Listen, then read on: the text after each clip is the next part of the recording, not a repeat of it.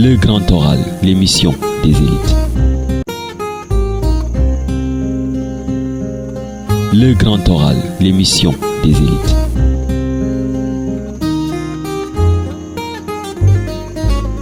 Cheikh Bamba Dièye, de son vrai nom, Cheikh Mamadou Habiboulaye Dièye, est né le 12 novembre 1965 à Saint-Louis du Sénégal. Il est marié et père de 4 enfants. Son père est Cheikh Abdoulaye Dièye, ancien leader du FSDBJ, dont la pensée était très imprégnée de celle de Cheikh Ahmadou. Le Grand Oral, l'émission des élites.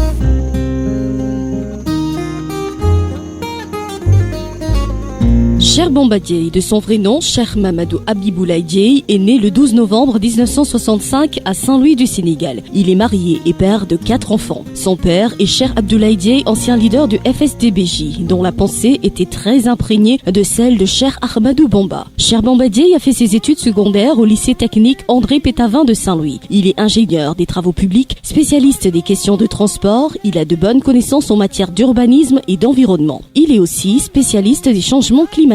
Il est ambassadeur de l'ISDR, démembrement du système des Nations Unies, sur ces questions. Cheikh Bamba Dièye est membre fondateur du Front pour le socialisme et la démocratie Benno Jubal, FSDBJ. Il a été élu conseiller régional en 1996 suite aux élections locales auxquelles le FSDBJ prenait part pour la première fois. De 1996 à 2002, date du décès accidentel de son père, ancien secrétaire général, il a occupé le poste de porte-parole de cette formation politique. Ce n'est qu'après cet événement tragique qu'il a été investi par le congrès du parti à l'École nationale de développement sanitaire et social NNDSS le 9 juin 2002. Il a été élu député aux législatives de 2007, puis maire de Saint-Louis au local de 2009 sur la liste de Benno Siggil Sénégal, alliance politique devenue cadre de concertation dont il est membre fondateur. L'on se souvient de son engagement pour le respect de la Constitution et de son acte très symbolique devant l'Assemblée nationale, un moment fort de la démocratie qui a été à l'origine du 23 juin et du mouvement qui porte son nom. Candidat à l'élection présidentielle du 26 février 2012, il fut un des soutiens du candidat élu, Macky Sall, dans le cadre du Benno Bokk Yakaar. À l'issue de ces élections, il intègre le gouvernement de Abdoul Mbaye en tant que ministre de l'aménagement du territoire et des collectivités locales. Il fut ministre de la communication suite au remaniement d'octobre 2012. Poste qu'il a occupé après les élections locales du 29 juin 2014.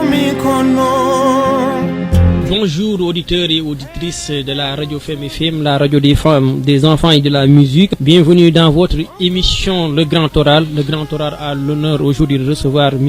Cheikh Bamba Dièye. Il est le leader du parti Front pour le socialisme et la démocratie Benno Jubal, FSDBJ. M. Dièye, bonjour. Bonjour. Heureux de vous recevoir dans l'émission Le Grand Oral. Merci d'être notre invité. Première question, M. Dièye. Quelle analyse faites-vous de la situation nationale de notre pays au plan politique, social et économique? C'est une question qui est très large, mais je voudrais auparavant vous remercier la radio Femme FM et me réjouir d'être aujourd'hui votre invité.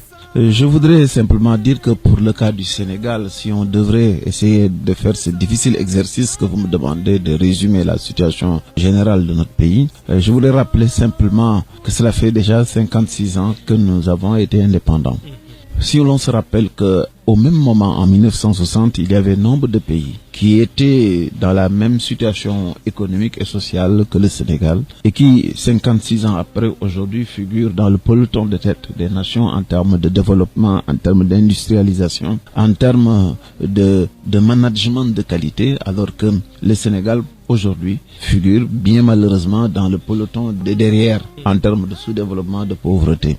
Cela pose simplement le postulat qu'au-delà du constat de la situation assez difficile que nous vivons au Sénégal aujourd'hui, il y a un constat plus large, c'est celui de constater qu'il y a eu au Sénégal malheureusement un échec généralisé de la classe politique et c'est ça qui nous a valu quelque part que ces 56 ans qui ont été bien gérés ailleurs ont été plus ou moins médiocrement gérés pour notre pays et je dois dire que en termes de développement nous avons beaucoup de travail à faire, en termes de démocratie encore plus de travail, en termes d'état de droit on peut mieux faire et ce n'est pas jeter l'opprobre ni l'anathème sur qui que ce soit mais c'est un constat froid d'une réalité que nous vivons tous au quotidien.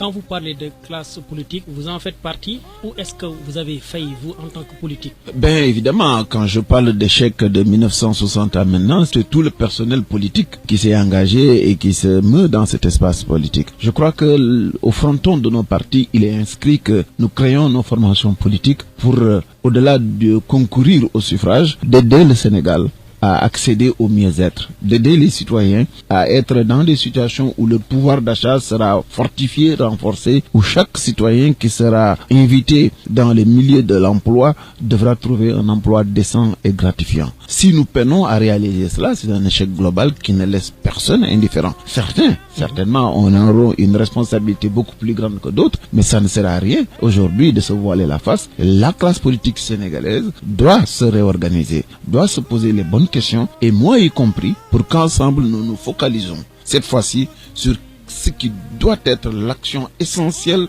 de l'engagement politique. C'est l'effort que nous devrons fournir ensemble pour tirer le Sénégal et le faire sortir du sous-développement et aider les citoyens sénégalais à trouver de l'emploi, à régler la question de l'éducation, à faire en sorte qu'il y ait de la production dans notre pays et à renforcer notre tissu démocratique et l'état de droit. Ça, c'est un engagement, c'est ça qui doit motiver notre action politique. À ce niveau-là, force est de reconnaître que nous avons plus accusé du retard que des performances. Puisque nous parlons de politique, on va rester dans ce champ. Nous sortons du référendum, un référendum qui a vu notre constitution être modifiée et des réformes ont été votées par la population sénégalaise, par un oui qui l'a remporté. Après cette réforme de ces 15 points, qu'est-ce qu'il reste à faire? Que devons-nous faire? Que devons-nous attendre du régime en place? Vous me permettrez d'abord de revenir un tout petit peu sur le processus avant le référendum. Parce que c'est important et c'est assez symptomatique de l'état de délabrement dans lequel nous sommes laissés délibérément plonger.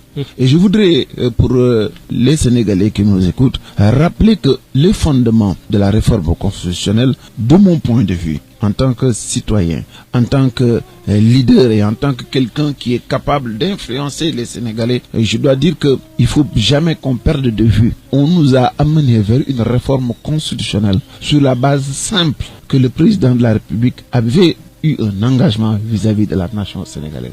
Il nous a menés en bateau malheureusement pendant 4 années. Et à la fin, lorsqu'il s'est rendu compte qu'il n'était pas dans ses intérêts de respecter cet engagement-là, il nous a poussé vers une réforme constitutionnelle à Libye, à vitesse grand V, où l'ensemble des préalables qui doivent organiser un projet de réforme constitutionnelle, parce que dès l'instant qu'on parle de réforme constitutionnelle, cela voudrait dire qu'on veut un plus pour notre système d'organisation sociale, on veut un plus et un meilleur pour comment les rapports entre les individus au Sénégal vont être organisés, on veut un plus sur comment nous devons nous gouverner et faire en sorte de renforcer nos acquis pour être prêts pour engager le débat sur le développement. Et je pense qu'une telle préoccupation ne pourrait prospérer dans un pays comme le Sénégal si auparavant nous ne prenons pas sur nous la peine de discuter, la peine d'échanger, la peine d'ouvrir une large concertation, parce qu'une constitution, c'est la norme suprême qui gouverne notre pays. On ne peut pas et on n'a pas le droit, dans les conditions dans lesquelles ce référendum a été organisé, de forcer le pas et de forcer les Sénégalais vers cette réforme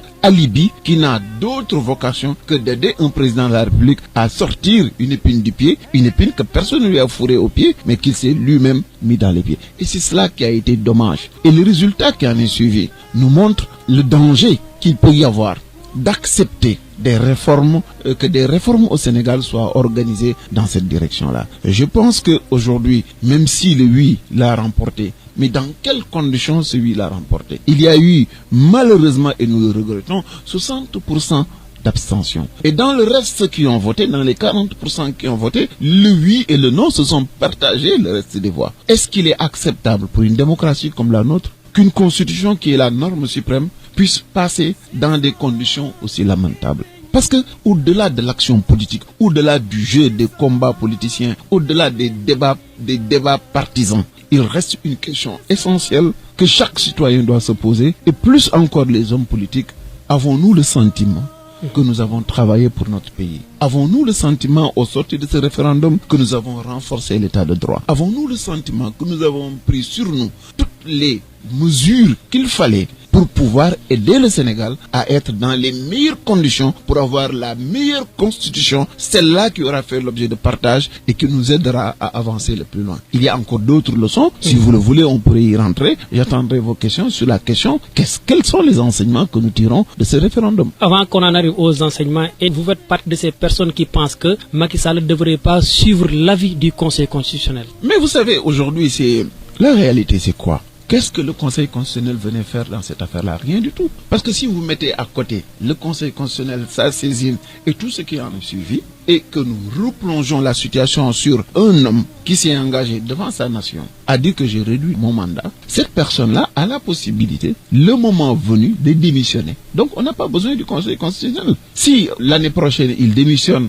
au moment où son mandat arrivait à son terme, une élection sera organisée, il aurait respecté sa parole, donc on ne convoque pas le Conseil constitutionnel dans l'affaire. Il n'a rien à voir là-dedans, puisque dès l'instant que vous avez une possibilité pour le faire, tout autre argument ou alibi que l'on convoquera pour échapper au respect de cet engagement-là est malvenu. Et quelque part, ce qui nous a opposés, et je ne parle pas entre de l'opposition et du pouvoir, ce qui a opposé l'ensemble de la société sénégalaise à Macky Sall et à ses partisans, c'est que nous ne voulons pas d'un précédent pour le Sénégal, un précédent qui serait dangereux. La possibilité de donner à un homme avec un aussi fort pouvoir de croire ou d'avoir le sentiment que chaque fois qu'il s'engagera devant la nation sénégalaise, qu'il a la possibilité de revenir quand bon lui semblera et qu'il a la possibilité de revenir sur tous ses engagements, je dis que ceci est lourd de danger pour notre pays. Ailleurs, aux États-Unis ou ailleurs, par exemple, lorsqu'un président de la République revient sur sa parole, lorsqu'il le pousse jusqu'à se renier, mais la sanction est immédiate. Il perd de sa crédibilité et aux États-Unis, il est destitué. Je pense que les gens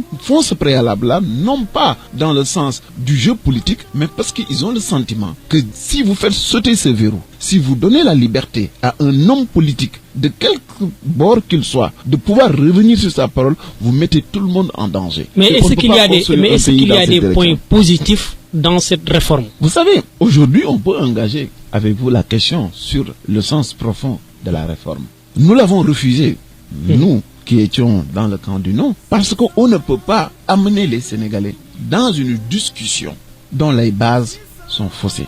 Et ça, je voudrais vraiment que chaque Sénégalais puisse réfléchir sur les conséquences des actes que nous posons. Parce qu'au-delà de l'aspect opposition-pouvoir, nous avons notre pays et c'est un bien commun. Et nous avons tous l'obligation de faire en sorte que ce qui se fera pour le Sénégal doit être quelque chose de consolidant. Des actes qui doivent nous amener à nous renforcer, à nous solidifier. Et nous devons rejeter toute situation qui doit nous amener à beaucoup plus de fragilité et de fébrilité. En réalité, la question de fond, dès l'instant que nous savions que les réformes qui ont été passées par référendum auraient pu être arbitrées à l'Assemblée nationale, nous nous posons la question de savoir pourquoi aller vers le référendum. Maintenant, si vous nous demandez, or maintenant que le référendum est passé et tout, sur la question de qu'est-ce que renferment les 15 points, on aura sur chaque décision une réflexion politique, parce que pour ce qui me concerne, et un parti comme le mien, qui est un parti qui est bien ancré dans le pays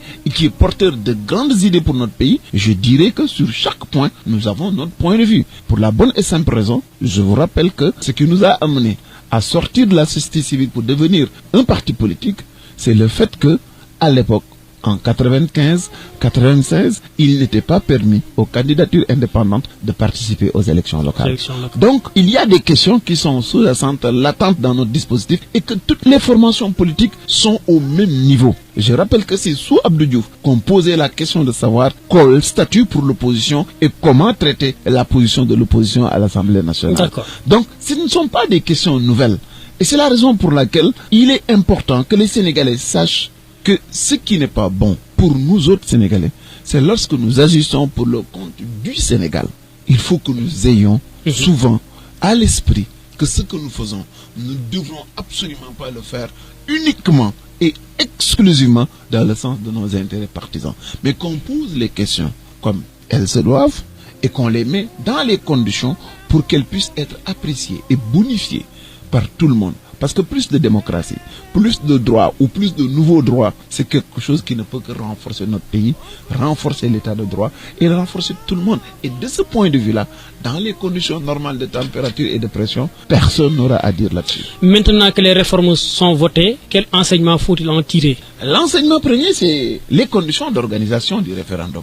Vous savez, ce référendum, au-delà de montrer les failles et la division que cela a suscité dans le pays, le référendum a raté quelque chose d'essentiel. Ça aurait dû être l'occasion de réunir le Sénégal et malheureusement ça a été l'occasion pour diviser le peuple. Il y a quelque chose de positif qui est sorti parce que ça a eu le mérite de montrer les failles de notre dispositif électoral. Durant ces élections-là, il y a des éléments qu'il faut corriger et corriger immédiatement.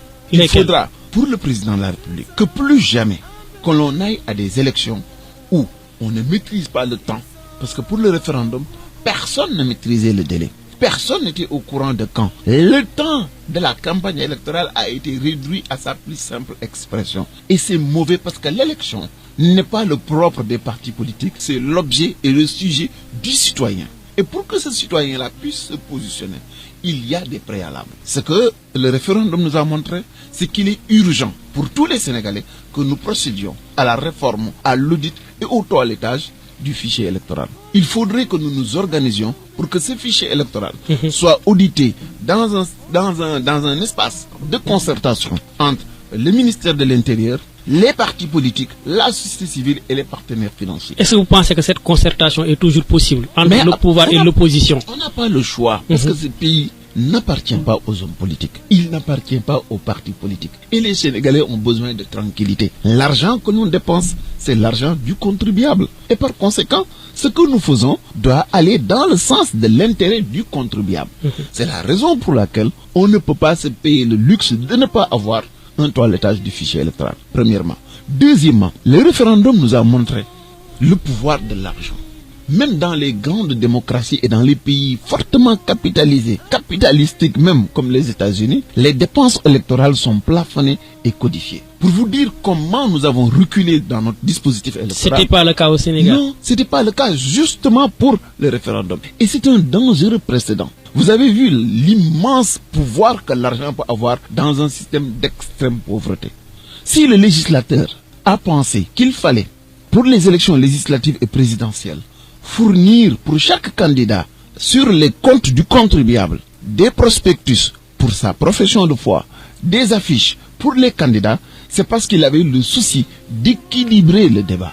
Et qu'il est inconcevable pour le Sénégal que nous puissions aller encore une fois à des élections où les médias privés, comme les médias publics, vont se comporter de la manière dont ils se sont comportés. C'est mauvais pour notre démocratie. La démocratie, l'élection, c'est le jour de l'électeur. Et tout doit être fait pour que l'électeur, sans préjudice de comment il va voter, puisse avoir la bonne information dans le cas A comme dans le cas adverse. Et c'est pour cette raison que je pense que le CNRA, qui a raté le coche avec ces élections, doit se ressaisir et reprendre la plénitude de ses missions. Et dans le cadre de la concertation qui est devenue nécessaire entre l'opposition et le pouvoir, il faudrait que nous renforcions les dispositifs autour du CNRA pour lui permettre d'avoir la possibilité de contraindre les médias qui seraient en porte-à-faux avec la loi. Pour la bonne et simple raison que... Donc vous pensez que les médias n'ont pas joué leur rôle? Particulièrement les médias d'État, par excellence la RTS. Et cela aussi, ce n'est pas, puisque l'élection est pas faite, il faudrait pas qu'on soit dans encore l'esprit partisan. Je pose ces questions-là parce que nous sommes au Sénégal et que ce pays, nous l'avons en commun, qu'on soit du pouvoir comme de l'opposition. Le jeu est tellement mélangé qu'aujourd'hui, des gens comme moi, qui ont été un des plus grands contributeurs pour amener Macky Sall au pouvoir, se retrouvent dans l'opposition. C'est pour vous dire simplement que la question de fond, ce n'est pas de savoir qui parle, d'où est-ce qu'il vient et pour qui il parle. Il y a une urgence. L'élection sur le référendum nous a montré que nous devons réorganiser l'utilisation des médias d'État. Il faudra le faire pour que le CNRA puisse avoir la possibilité, comme par le passé, d'organiser la distribution des temps de parole. Et je vais aller même plus loin. Il faudra que dans la nouvelle réglementation, que l'on puisse organiser les temps d'antenne aussi bien dans les médias publics que dans les médias privés. Dans la même perspective qui a permis aux législateurs, dans toute sa finesse, de comprendre qu'il fallait subvenir revenir à l'établissement de professions de foi et d'affiches pour les partis politiques, il faudra cette fois-ci que ce même législateur prévoie des conditions d'intéressement des médias privés pour que le débat ne soit pas déséquilibré à leur niveau. C'est-à-dire la même astreinte qui est faite à l'audiovisuel public pour que chaque temps d'antenne soit organisé. Voici le temps pour le pouvoir et voici le temps imparti à l'opposition. Cette même distribution doit aller à l'audiovisuel privé. Pour des raisons simples, nous sommes un pays pauvre, nous sommes un pays malheureusement où les gens sont encore très dépendants du pouvoir financier parce qu'il y a les questions quotidiennes de dépenses, de nourriture, de besoins à régler. Et pour ces raisons-là, si nous voulons maintenir la qualité de notre démocratie, il faut que nous puissions froidement et avec responsabilité, tirer les bonnes leçons après chaque compétition pour améliorer notre dispositif. Mais est-ce que vous avez formulé ces propositions envers le CNRA? Mais je suis en train de le formuler. À quoi ça sert d'être aujourd'hui à FM? C'est justement pour vulgariser et valoriser nos idées. Et je vais même aller plus loin. Après que nous aurons fini de faire l'état des lieux sur les enseignements tirés du référendum, je me permettrai d'adresser une correspondance au président de la République, au ministre de l'Intérieur et à toutes les personnes qui me semblent être importantes dans notre dispositif pour leur faire part des idées que nous avons et surtout des réformes nécessaires qu'il faudrait apporter à notre système électoral dans le souci de le bonifier, dans le souci de nous permettre d'être encore plus démocratique, plus ouvert, parce que les bonnes leçons... Mais à vous entendre parler, on dit que votre parti est prêt à dialoguer avec le parti au pouvoir. Mais nous n'avons jamais cessé d'être disponibles. Parce que, vous savez, en République, le dialogue entre le pouvoir et l'opposition est déjà institutionnalisé. Il se fait chaque jour à travers les assemblées élues, que ce soit dans les communes, dans les conseils départementaux ou départementales, comme vous voulez. Et au niveau du conseil départemental, ce débat existe. Et au niveau de l'Assemblée nationale, ce débat existe entre l'opposition et le pouvoir. Et à travers les radios, ce débat existe. Donc ce débat-là, il est permanent. Que je le veuille ou que je ne le veuille pas, il existe. Ce par contre qui serait un plus et qui pourrait nous aider à éviter des problèmes pour l'avenir, que pour l'opposition comme le pouvoir, que la présomption de bonne foi et la confiance puissent revenir. Parce que ces deux éléments ont été sérieusement entamés et par le pouvoir dans la manière dont le référendum a été organisé. Il est inconcevable que, comme vous le savez, qui détient l'information détient le pouvoir, que des compétiteurs ne puissent pas être égalisés sur l'accès à cette information-là. Qui détient le média détient le pouvoir, qui détient l'argent détient le pouvoir. Si le débat à ce niveau-là est déséquilibré, il serait très difficile de me faire admettre que la compétition est une compétition régulière et transparente. Et mon souci, c'est qu'au-delà du combat passé, je ne veux plus que mon pays, qui est un modèle de démocratie, puisse tomber dans les travers. Tout ce qui a perdu les autres pays, c'est parce que après chaque débat électoral et compétition électorale, on ne tire pas les bonnes leçons. Et après les avoir tirées, ça ne sert à rien de les garder dans les tiroirs. Il faut que ce soit activé en termes de réforme, en termes d'action pour nous aider à avancer et à aller le plus loin. Et ça, je le dis, non pas pour le pouvoir et l'opposition, mais je le dis pour requérir le soutien des citoyens. Parce qu'aucun d'entre nous ne veut des lendemains électoraux qui soient extrêmement troubles et extrêmement violents, parce que nous n'avons pas pris sur nous la responsabilité de tirer les bonnes leçons. Je rappelle que vous suivez votre émission Grand Oral sur la radio des femmes, des enfants et de la musique 87.9, et aujourd'hui nous recevons M. Cheikh Bamba Dièye, leader du FSD/BJ. M. Dièye, parmi les 15 points contenus dans ces réformes, il y a ce qu'on appelle le statut de l'opposition. Aujourd'hui, beaucoup de Sénégalais ne comprennent pas ce point. C'est quoi le statut de l'opposition? C'est juste un rappel à ce qui s'est fait dans les grandes démocraties. Dans beaucoup de pays, comme en Angleterre par exemple, il y a ce qu'on appelle le shadow cabinet. Il est permis au chef de l'opposition, celui qui représente la plus grande force dans l'opposition, d'avoir des conseillers, un soutien de l'État, une certaine facilité, des rapports directs avec le pouvoir exécutif pour que lui-même, qu'il puisse se préparer lorsqu'il y a alternance à être parfaitement au fait de comment le pays est tenu et surtout dans ses rapports avec l'État qu'il ait droit à tous les égards nécessaires par respect à notre idéal démocratique. Et il faudrait que les Sénégalais sachent que c'est un vieux problème au Sénégal. Il n'y a rien de nouveau. Depuis Abdou Diouf. Et Abdou Diouf, ça date déjà d'il y a au moins une bonne quinzaine d'années. On en a beaucoup parlé. Abdoulaye Wade l'a souvent évoqué. Et à l'époque, beaucoup d'efforts ont été faits, beaucoup de réflexions. Et il y a eu même des travaux qui ont été servis au pouvoir exécutif. En réalité, je pense que ça peut être une bonne chose si nous savons l'utiliser dans le sens, toujours, comme j'aime à le dire, de nous placer au-dessus de la compétition et de penser Sénégal. Et si nous pensons Sénégal, si nous pensons à notre qualité démocratique, je crois qu'il n'y a rien à dire. On l'a attendu depuis longtemps et il serait peut-être temps qu'on l'organise. Là où le bas blesse, c'est qu'il y a des antécédents. Et des antécédents qui font froid dans le dos. Parce que lorsque le pouvoir d'aujourd'hui, et il faut le constater, peine à donner de la respiration à son opposition parlementaire, si un pouvoir n'accepte pas que son opposition parlementaire en son sein puisse s'organiser, se donner des moyens, il lui sera difficile de pouvoir entamer un débat aussi citoyen, aussi élevé, avec tout l'esprit d'équilibre et d'impartialité qu'il convient. Et c'est pourquoi je dis, quand je parle de la question de la confiance, de l'effort que nous devons fournir pour aider notre pays à avancer, c'est à ce niveau-là. Parce que qui peut le plus doit pouvoir le moins. Si vous pensez vouloir demain inventer une situation et qualifier un statut pour l'opposition, vous ne devez pas avoir de problème aujourd'hui pour donner de la respiration à votre Assemblée nationale. Mais est-ce que pensez-vous qu'au sein même de l'opposition, cette opposition sénégalaise est assez organisée pour avoir un chef?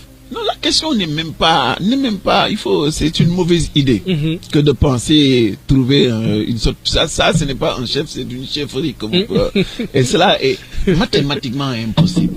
Vous savez, les partis s'administrent librement. Vous aurez, du point de vue de la loi, organisé un statut pour le chef de l'opposition.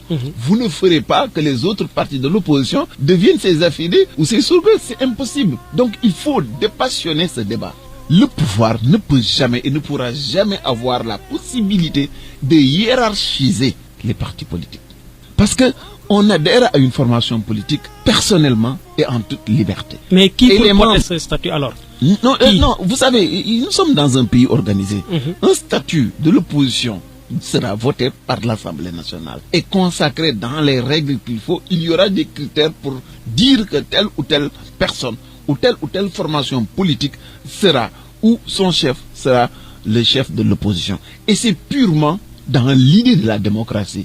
Cela ne voudra pas dire qu'il sera le chef de toutes les formations politiques, mais qu'il aura de la part de l'exécutif une considération, qu'il aura de la part de l'exécutif des libertés et des relations qui pourront permettre à raffermir ou à approfondir notre démocratie. Et ça ne va pas plus loin que cela. Ce qu'il y a d'important, vous et moi, et tous ceux qui nous écoutent, il faudrait que nous sachions que nous avons déjà perdu trop de temps. Ça fait 56 ans que nous cherchons à nous développer. La question de la situation d'un homme ou d'une formation politique, du pouvoir ou de l'opposition doit importer peu. C'est une question subsidiaire. Elle est même quaternaire. Elle doit être reléguée à la 5e position en termes de priorité pour notre pays. Ce dont nous avons besoin, ce sont les milliers de jeunes, voire même les millions de jeunes qui arrivent annuellement ou qui sont déjà sur le marché de l'emploi et qui ne trouvent pas un emploi gratifiant. Mais vous parlez de développement. Aujourd'hui, au Sénégal, on annonce un taux de croissance de 6,5%. C'est une très bonne chose. Et si j'avais la possibilité d'augmenter 2 points, je mettrais un 10 de plus. On aurait 16,5 points de croissance. J'en serais le plus heureux. Et parce que simplement, voici l'urgence pour notre pays. Nous avons besoin de croissance. Mais nous avons besoin d'une croissance réelle et profonde. Parce que si nous avons une économie comme la nôtre qui est extravertie, une économie dont les fondements sont détenus par un capital étranger, les banques sont des banques étrangères, les grandes entreprises sont déterminées et dominées par le capital étranger. Il faudra donc beaucoup plus de tonicité à notre croissance pour qu'on ait ou qu'on aspire à une redistribution auprès du ménager ou de la ménagère. C'est en cela que nous devons tous nous accrocher et nous articuler l'opposition pour ce qui nous concerne dans l'effort de fournir un capital de confiance, d'idées généreuses, de regard et de veille vigilante sur la manière dont les deniers publics sont utilisés pour mobiliser l'État, le forcer à accélérer la marche et à donner des gages de confiance sur la manière dont nous utilisons notre argent Parce que comme le dit le Wolof, dans notre situation, nous sommes dans l'ultra priorité pour aider ce pays-là à sortir, pour aider les Sénégalais à sortir la tête de l'eau. Ça fait 56 ans. Vous faites moins de 20 km de Dakar, vous tombez sur des cases, sur des habitats précaires et sur des conditions extrêmes de pauvreté. Notre école, après 56 années d'indépendance, a encore des cases, des paillotes pour éduquer nos enfants. Depuis des années, nous pataugeons sur l'inefficacité des systèmes que nous mettons en place pour assurer l'autosuffisance alimentaire de notre pays. Voici les urgences. Oui, pour une croissance à 6,5. Je rappelle que si la Chine est sortie de cette situation-là, c'est parce que pendant plus d'un quart de siècle, ils ont été capables de maintenir une croissance à 2 chiffres. Il y a la Côte d'Ivoire qui est sortie d'une dizaine d'années de guerre et qui aujourd'hui affiche des chiffres de croissance de plus de 8 à 10%. Et c'est ça, il faut que nous nous réveillons, il faut que nous sortons de notre torpeur, il faut que nous ne soyons pas là à rentrer dans une certaine forme de misérabilisme qui fait que 6,5% de croissance intéressante, qu'on puisse penser que c'est l'Eldorado. On est encore très loin. Est-ce qu'il y aura une redistribution de ces 6,5?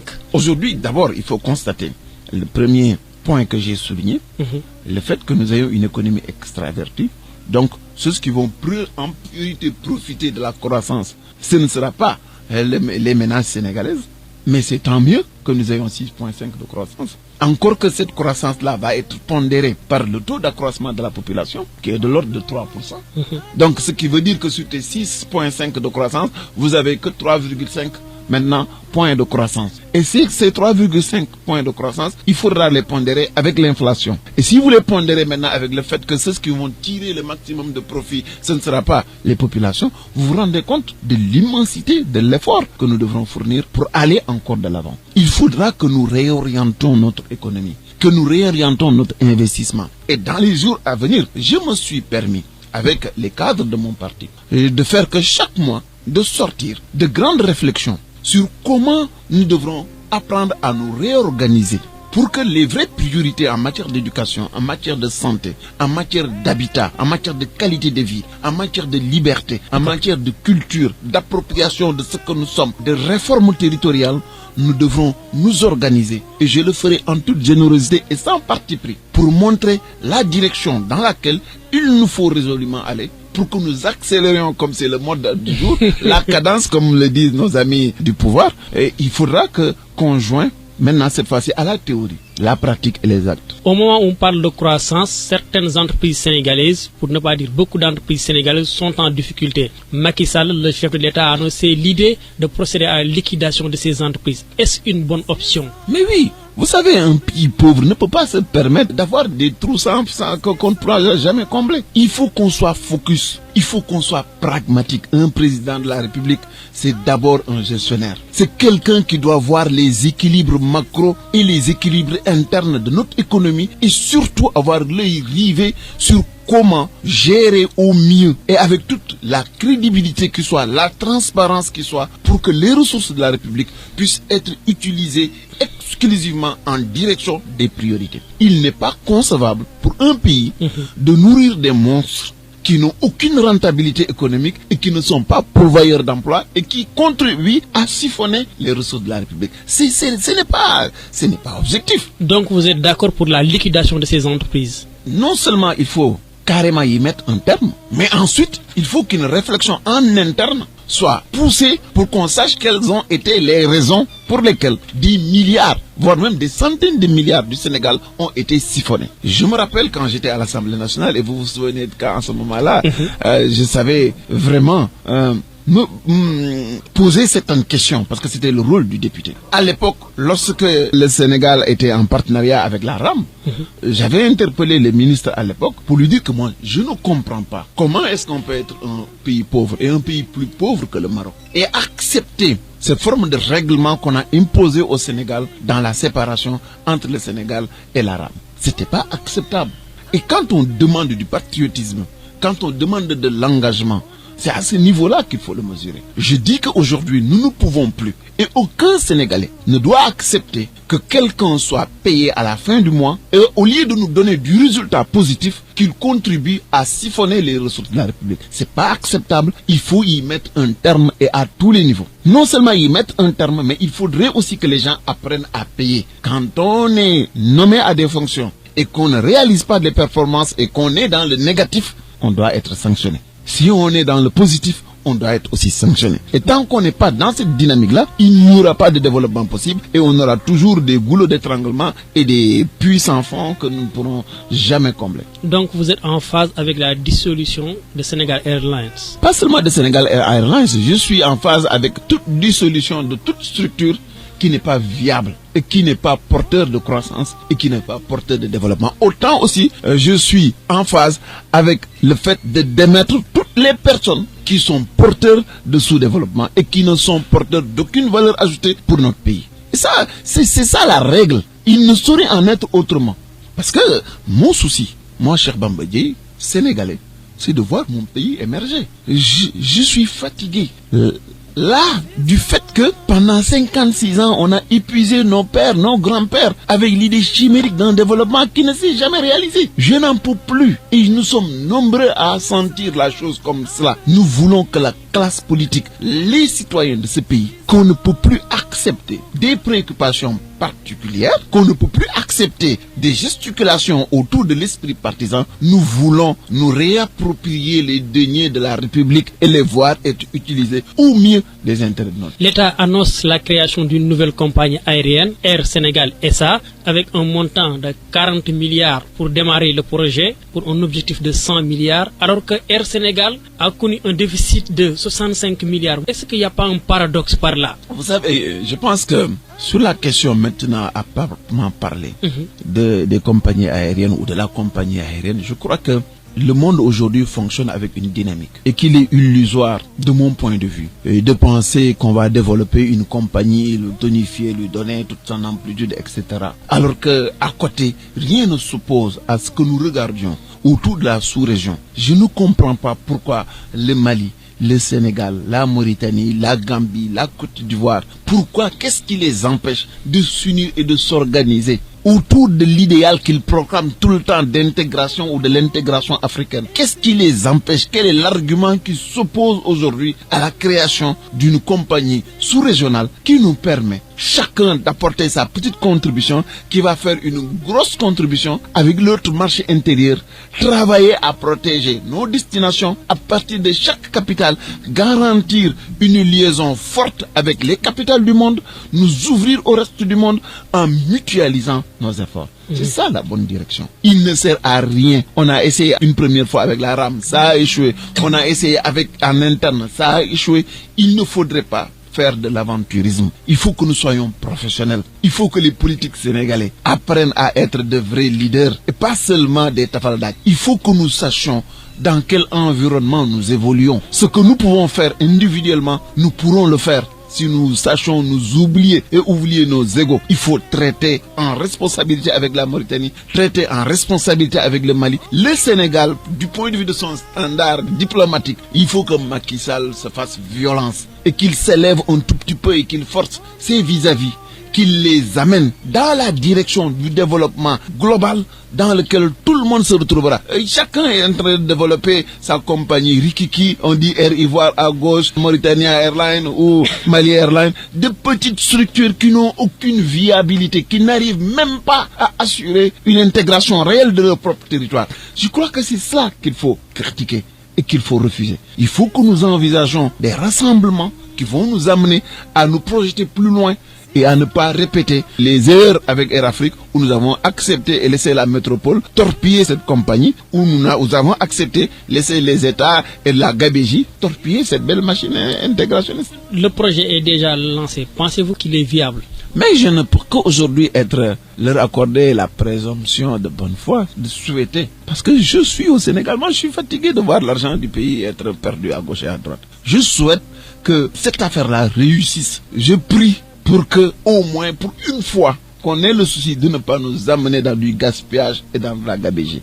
Que les gens soient plus focus, plus responsables. C'est tout ce que je peux faire aujourd'hui. C'est eux qui sont au pouvoir et nous, le dialogue politique dont on parlait aujourd'hui, c'est laisser au pouvoir le soin d'agir parce que c'est leur rôle et leur mission. À nous, le regard vigilant et le regard responsable de critiques positives et surtout de suggestions quand cela semble être important. Puisque vous parlez de dialogue, on va parler du dialogue entre l'État aussi et les enseignants, les syndicats d'enseignants. Là, on a vu que la crise a trop perduré. Voici encore les éléments qui fondent notre sous-développement. Vous pensez qu'avec ça, on va se développer? Vous pensez qu'avec ça, on pourra rattraper la Corée? Quelle chance avons-nous d'émerger vis-à-vis de la Côte d'Ivoire si nous avons, nous Sénégalais, je ne parle pas de pouvoir cette fois-ci, nous Sénégalais, si nous gestions de manière aussi lamentable à donner une chance à nos enfants. Nous manquons tellement de générosité, tellement de patriotisme que nous sommes incapables d'aider nos propres progénitures à trouver un système équilibré qui leur permet de pouvoir avoir les mêmes chances que les autres enfants. Vous croyez qu'avec ça, on va développer notre pays? C'est peine perdue. Voici un système éducatif qui a été complètement déstructuré. Par qui? Par tout le monde. C'est une responsabilité globale et partagée par l'État du Sénégal qui est le premier fautif, qui peine, comme on en parlait tantôt, à respecter ses engagements. Il s'emballe, il s'en va, il signe tout et n'importe quoi, juste pour avoir gain de cause, et après il oublie la totalité de ses engagements. Voici l'habitude, il fallait le refuser avec le référendum. Si on apprenait aux Sénégalais à dire non, à donner du sens à l'engagement, on ne serait pas dans ces problèmes à n'en plus finir. Deuxièmement, qu'est-ce que nous allons dire, nous Sénégalais, globalement, pères de famille, parents d'élèves, professeurs d'université, État du Sénégal, puisque nous-mêmes, nous avons torpillé notre système éducatif. Aujourd'hui, nous accusons un retard d'une année par rapport au système éducatif mondial. Un enfant qui a son bac ou qui a son master qui doit sortir et aller à l'étranger, il faut qu'il perde une année. Juste parce que des gens ne sont pas capables de mettre un tout petit peu de patriotisme dans le fait de comprendre que chacun doit contribuer pour développer notre pays. Le développement, ce n'est pas la propriété de Macky Sall, c'est notre affaire à nous tous. Il faut que tout le monde se sente impliqué. La croissance réelle, c'est quoi? C'est le fait que lorsqu'on vous donne une responsabilité, lorsqu'on vous donne un acquis, au bout d'un temps déterminé, que vous rendez cet acquis avec un plus, et en ajoutant sur les 14 millions de Sénégalais, là on sentira la croissance. Pour qu'on développe notre pays, il faudra que le système éducatif globalement, les syndicats, à côté de l'État, qu'ils puissent comprendre ce qui est possible après que l'État, en toute responsabilité, les décline et que les uns, dans la présomption de bonne foi et la confiance, comme me disait un de mes amis grand avocat, qui a eu justement raison, à ce niveau, et je dis qu'à ce niveau-là, il faut que la confiance revienne entre les acteurs. C'est notre argent. Ce n'est pas le patrimoine de Macky Sall. Nous ne sommes pas avec lui pour quémander. Les syndicats ne vont pas avec l'État pour quémander. L'État n'est pas une royauté où les gens peuvent dépenser l'argent au bon vouloir de leurs sentiments ou de leur appréciation personnelle. C'est un équilibre qu'il faut rechercher. Il faut rechercher le juste milieu entre ce que l'État peut faire et l'exigence minimale pour avoir de la qualité et de la performance dans notre système éducatif. Et ça, tout le monde est interpellé. Moi en particulier et tout le reste. D'accord. Est-ce que vous êtes prêt à jouer ce rôle de médiation? Moi, je suis un sacrifié pour le Sénégal. J'assume mon martyr. Depuis que vous me connaissez dans l'actif ou l'action politique, la préoccupation pour le FSD/BJ n'a jamais été des préoccupations de personne. Nous n'avons jamais été en retard d'une revendication, jamais été en retard d'un combat, et nous n'avons jamais été pris en défaut par rapport à l'argent public et par rapport au patriotisme responsable que nous devons avoir sur l'ensemble de nos activités. Je suis prêt à toute situation. Mais à quoi ça sert que je sois prêt si nous ne le sommes pas tous? Ce que je souhaite, c'est que tous ensemble, pour cette fois-ci, que nous oublions nos égos et nos réflexes partisans et nos réflexes de guilde. Et c'est dommage que les engagements ne tiennent plus dans notre pays. N'est-ce pas le président de la République qui nous disait qu'il voulait une gestion sobre et vertueuse. Et qu'il voulait que la patrie soit avant le parti? Ces slogans-là, il faut leur donner du contenu. Voici un bon moyen pour mettre la patrie avant les préoccupations partisanes. Parce qu'en réalité, nous sommes interpellés si nous avons des difficultés pour être un tant soit peu généreux vis-à-vis de nos propres enfants. Comment voulez-vous que nous réalisons le développement de notre pays? Voici une grande question J'aimerais bien que les Sénégalais et aussi bien l'État comme les syndicats me répondent. Cher Bamba Dièye, en tant que leader politique, aujourd'hui dans votre projet de société, est-ce que vous avez des propositions concrètes pour sortir le système éducatif dans les lornières qu'il se trouve depuis des années? La première des propositions, c'est que l'État doit prendre en toute responsabilité et surtout en toute humilité de reconnaître d'abord ses erreurs. Parce qu'on n'a pas 10 000 personnes pour gérer notre pays. Il n'y a que l'État du Sénégal qui a cette responsabilité. Il faut que l'État fasse son mea culpa, qu'il change d'abord d'optique et de direction, qu'on fasse table rase sur ce qui a été et qu'on avance cette fois doucement comme disait l'autre. C'est parce que nous sommes pressés que nous marchons doucement. Ce qui peut être fait, il est une très bonne idée. On a entendu il n'y a pas très longtemps qu'une grande réflexion sur l'administration a été ouverte.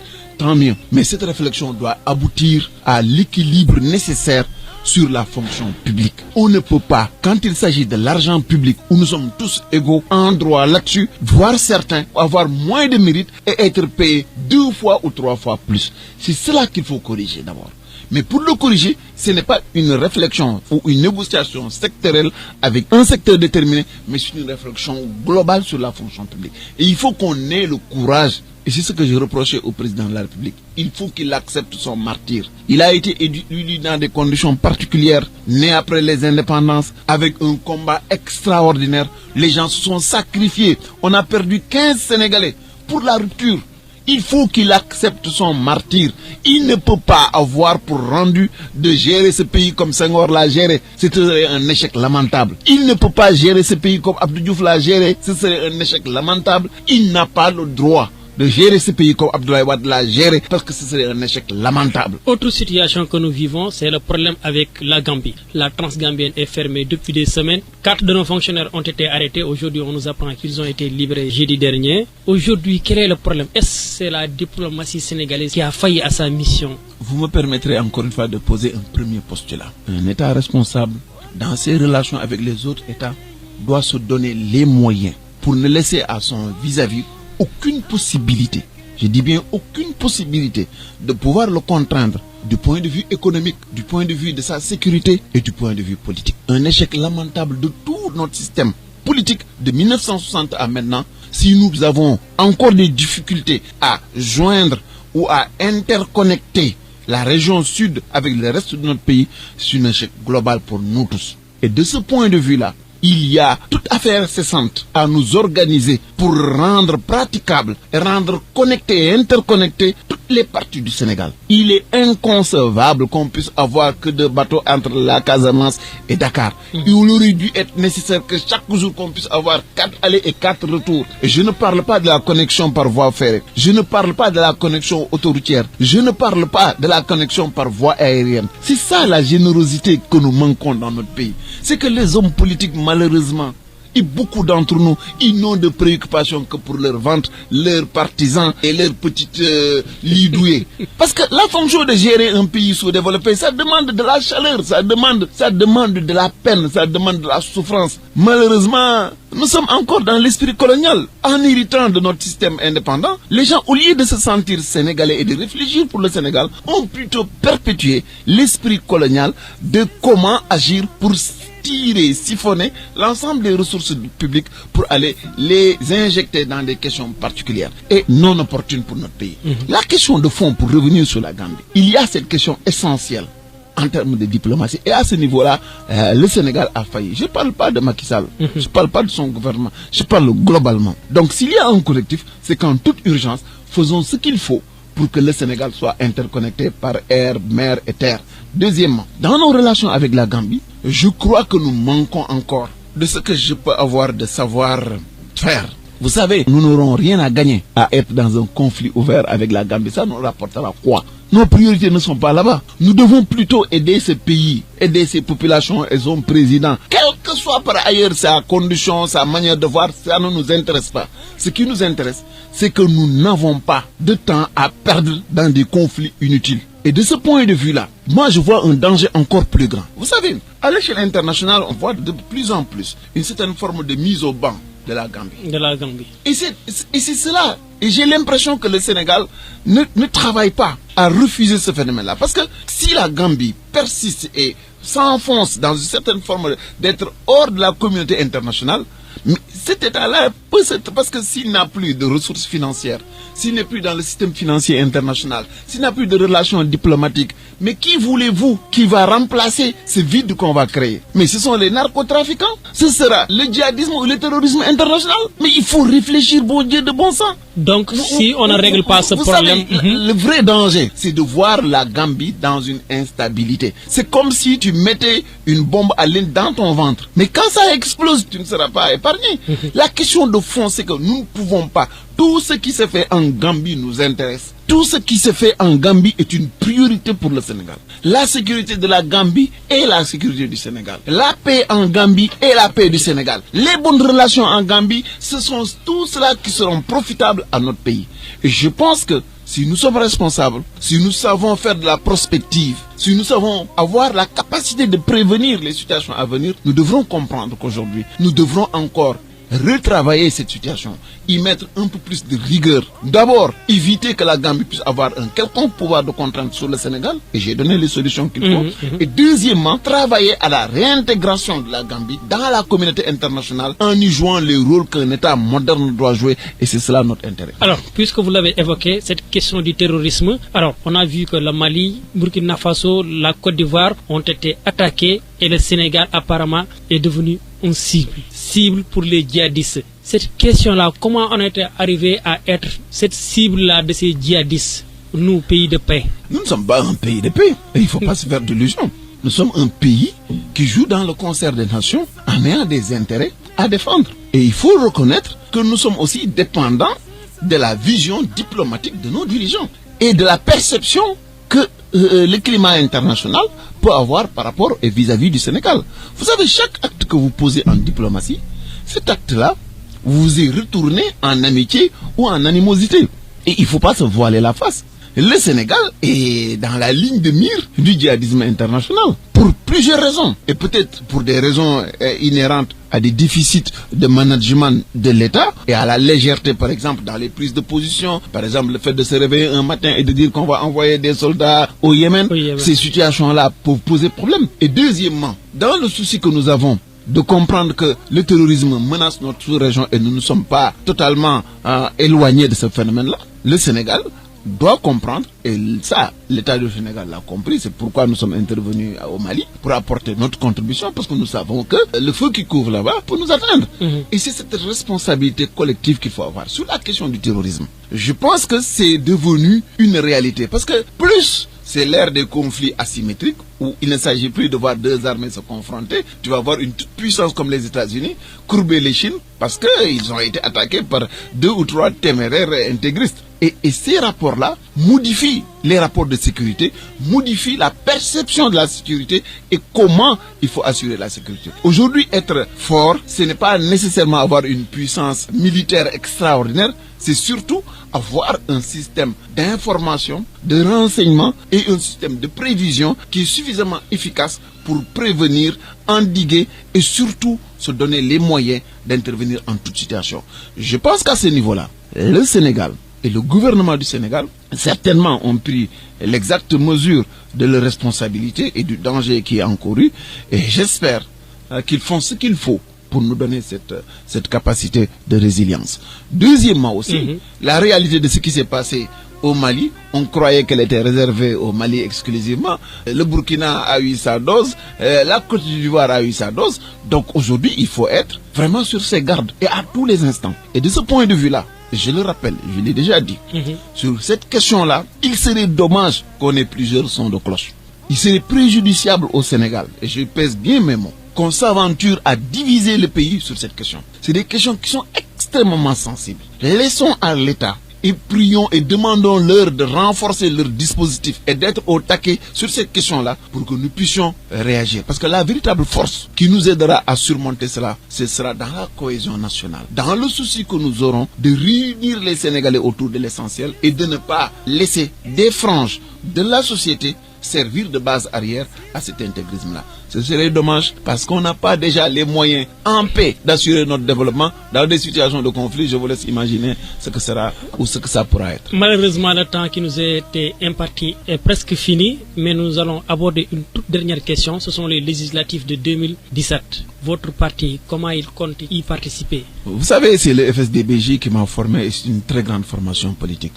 Une formation politique qui a été basée, fondée sur le Benno Djubal, c'est-à-dire l'effort que tu dois fournir pour te rendre disponible et être prêt à servir ton pays. Et je crois que j'ai déjà donné la mesure de notre capacité à être les représentants de notre pays à l'Assemblée nationale. J'ai déjà donné aux Sénégalais ce que c'est que le profil d'un bon député, d'un citoyen qui est prêt. J'aimerais encore, et je serai présent, et mon parti sera présent aux législatives. Dans une coalition. Compte tenu de la situation actuelle de notre pays, et de la situation actuelle même de l'Assemblée nationale, qui aujourd'hui ne nous satisfait pas, nous les Sénégalais, de manière générale, je crois que le Sénégal et l'Assemblée nationale du Sénégal a encore besoin du FSDBJ. Évidemment, quelles seront les formes et comment nous devrons y aller? Nous travaillons avec la classe politique pour trouver les moyens, parce que j'insiste là-dessus, il est hors de question. Et moi, je ne participerai à aucune coalition dont le fondement, c'est justement au toi que je m'y mette. Moi, je veux, au sein de l'opposition, que l'on puisse trouver les éléments qui ont des atomes crochus et qui sont vraiment soucieux du devenir du Sénégal, soucieux du développement de notre pays, pour monter la meilleure équipe pour cette fois-ci.